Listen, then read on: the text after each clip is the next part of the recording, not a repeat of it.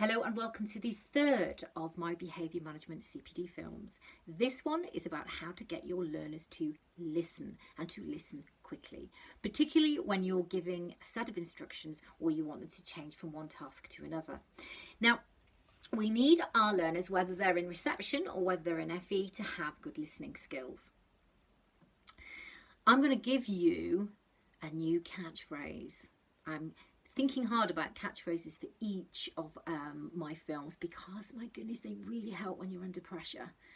You know, those lessons where you get the white noise and things just don't go to plan. It really helps if you have a catchphrase in mind, if you have a mantra in mind when you're trying to stick to your script. Okay, so here it is, ready for it. Don't wait, instigate. I'm going to say it again. Don't wait, instigate. Now, it says it all because we've all done it where we've stood there and we've said something like, I'm waiting, I can still hear talking. Right, that's perfectly workable with a very compliant group who are very enthusiastic, who usually listen very well, but you know, it's a hot afternoon, it's been a long day. Not so effective with that trickier class or with younger pupils. And when you have a trickier class or when you have younger pupils, actually to stand there waiting is a bit of a waste of time. It does waste time and it's unsettling and not fair on those learners who are ready and waiting.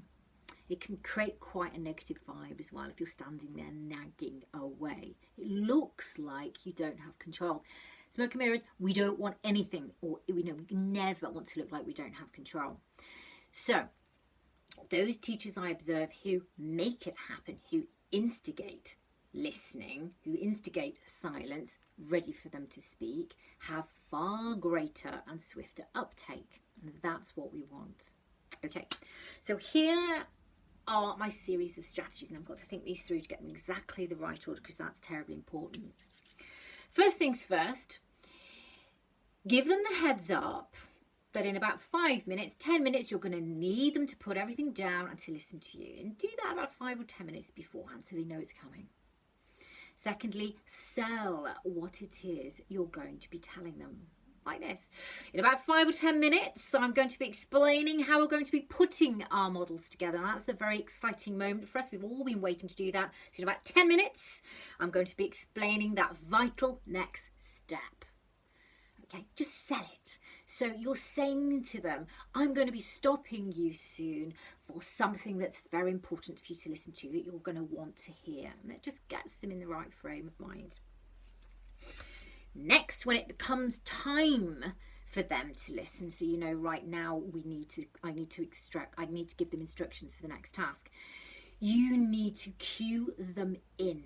So you're literally giving them a series of staged instructions so that they can then stop smoothly. 3-part instructions are fantastic for that. 3-part instructions. I'll give you an example. Use your voice to suggest when they should do it as well. Your tonal range is terribly important about what message you give them, about when you want them to act. Here's an example. Finish your sentence, put your pens down, face me so I know you're ready to listen. I'll do that again. Finish your sentence, put your pens down, and face me so I know you're ready to listen. Beautifully de-escalated tonal range there.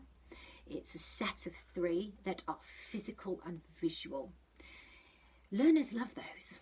They just work very, very well because they can become routine. And even your most challenging individuals that really struggle with concentration love routine. Finish your sentence, put your pens down, and look so I know you're ready to listen. It also gives them take-up time. So far, you have flagged up that in 5-10 minutes you're going to be doing it. Then you're cueing them into the task with a 3-part instruction. So what's next? I would suggest with a group that are very difficult to sort of stop and get them to look, I would suggest you use a visual cue behind you as well. So if you're going to, for example, if you're going to show them how to put the rest of their model together, project behind you a delicious picture of that model so that they stop what they're doing and they've got something to look at straight away. It catches their attention. Visual grabs like that can be very powerful. And then you stand in front of it, okay? So you've cued them in with 3-part instruction. You might choose to use a visual of what it is you're going to talk about. You stood in front of it. Now you need them to actually stop. So what next? This is where you acknowledge swiftly who is doing exactly what you want. Now remember from my last film about how you stop them from calling out. And it's very important that you feed what you want to see. You deal with what you don't want and you feed what you want. So we're going to acknowledge very quickly who's doing exactly what we want. Excellent, superb. I can see all your lovely faces looking up, so I know you're ready to listen. And you might even use their names. David, Sarah, Rebecca, Sasha, superb, lovely. Let's have you all looking at me. Now, what if you've got 1 or 2 individuals who are still working away or who were still are chatting?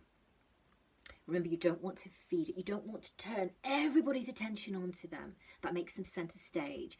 And remember I said that can be why they're doing it. You don't want to feed behaviours you don't want with lots of attention. So you're going to very quickly, but with minimal body language, so maybe you're facing who's doing what you want, you're just turning your head. You will make a statement, not a question. That requires an answer. It suddenly feeds the situation. You're going to make a statement, and you're going to make a short statement, and you're going to put your voice in neutral.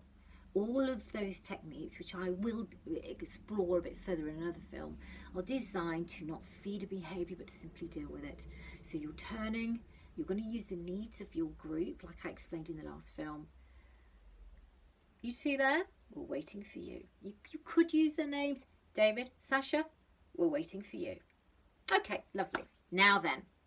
So, first of all, you've acknowledged who's doing what you want. And in primary, you can sometimes see, particularly if you use individuals' names, you can sometimes see other children following suit because they want to hear their name. That's really good. That's what we're striving for. The next thing you want to do, the next thing you want to do, is to say something worth listening to. I cannot stress how important that is.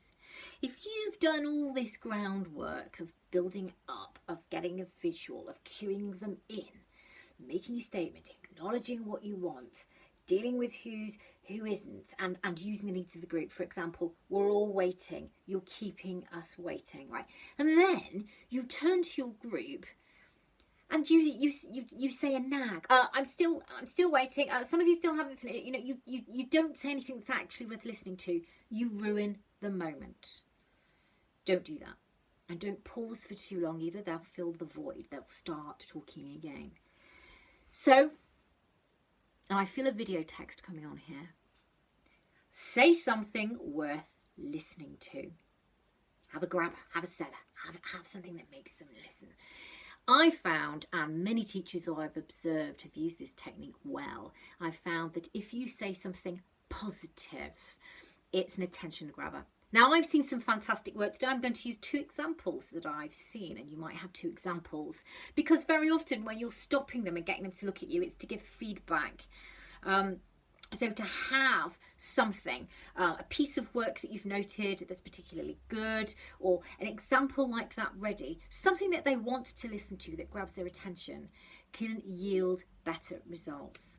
I'm just quickly looking at my list to see there's nothing worse than filming one of these films and realising you've missed something crucial out. So, don't wait, instigate. I am now looking at my prompts just to make sure. Sell what you're about to say and cue them in. Give them the heads up and give them 3-part instructions. So you're taking them in to that actual skill of listening. Acknowledge what you want to see. Deal with who isn't doing what you want, but discreetly at a lower level and using the needs of the group. Then say something worth listening to. Okay.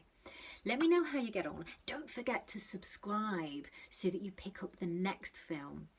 I think I'm going to look at non-compliance next, because the film about how you stop your learners from calling out, and this one how you stop your learners from listening, the next question that comes from that usually is, well, what do you do if they don't? And, you know, it's a good question. So I'm going to move on to that for my next film. Okay, take care and good luck with these strategies.